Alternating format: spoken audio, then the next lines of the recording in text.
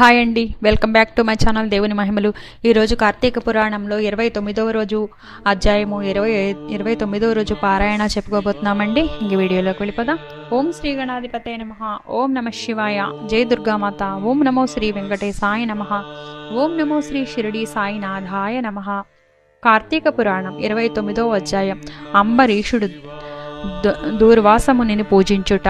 ద్వాదశి పారణము.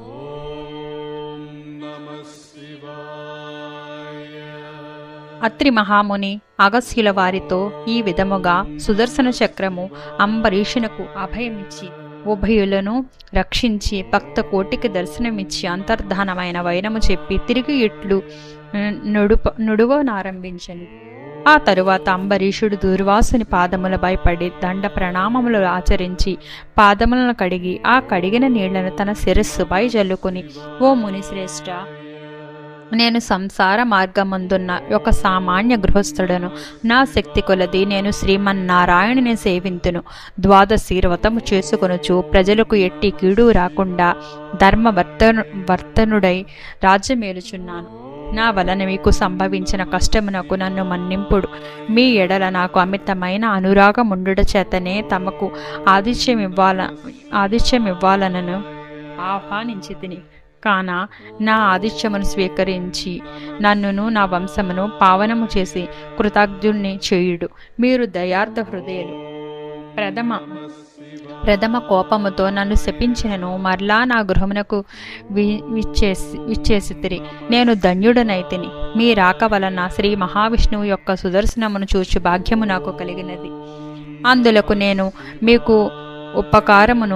మీ ఉపకారమును మరవలేకున్నాను. మహానుభావ, నా మనస్సు సంతోషముచే మిమ్మెట్లు స్తుతించవలైనో నా నోట పలుకులు రాకున్నవి. నా కండ్ల వెంట వచ్చు ఆనంద బాష్పములతో తమ పాదములు కడుగుచున్నాను. తమకు ఎంత సేవ చేసినను ఇంకనూ రుణపడియుందును. కానవో ఓ పుణ్యపురుష, నాకు మరలా నరజన్మ రాకుండా ఉండేటట్లును సదా మీ బోటి మునిశ్రేష్ఠులు యందును ఆ శ్రీమన్నారాయణ యందును మనస్సు గలవాడనై ఉండినట్లను నన్ను ఆశీర్వదించుడని ప్రార్థించి సహభక్తి భోజనమునకు దయచెయ్యమని ఆహ్వానించెను.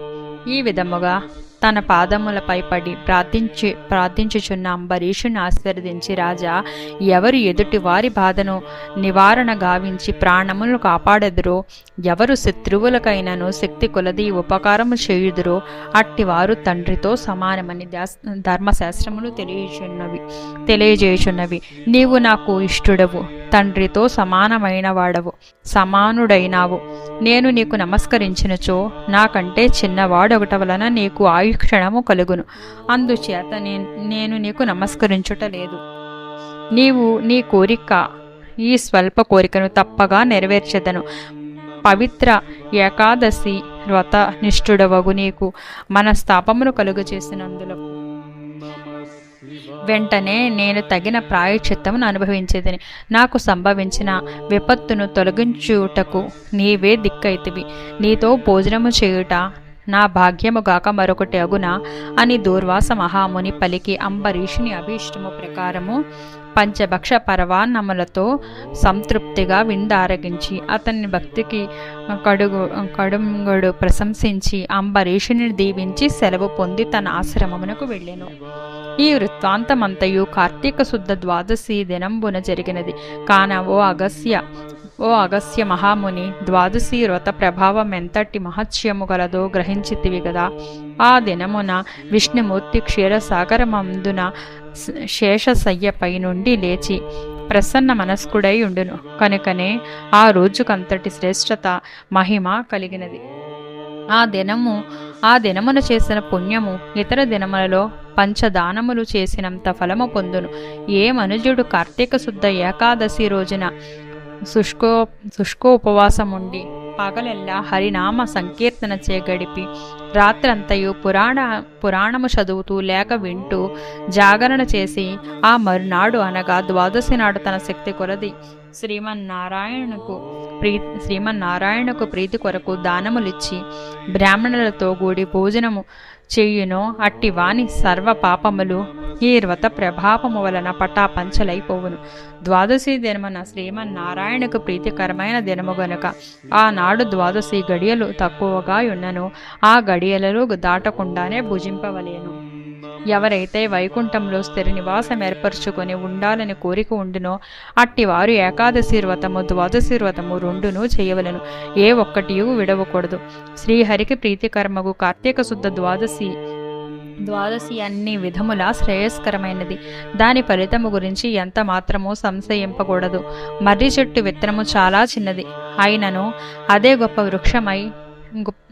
వృక్షమైన విధముగా కార్తీక మాసములో నియమానుసారముగా చేసిన ఏ కొంచెము పుణ్యమైనను అది అవాసన కాలమున యమదూతల పాలు కానియక కాపాడును. అందులకే ఈ కార్తీక మాస వ్రతము చేసి దేవతలేగాక సమస్త మానవులు తరించిరి. ఈ కథను ఎవరు చదివినను లేక వినెనను సకలైశ్వర్యములు సిద్ధించి సంతాన ప్రాప్తి కలుగును అని అత్రి మహాముని అగస్త్యునికి బోధించిరి.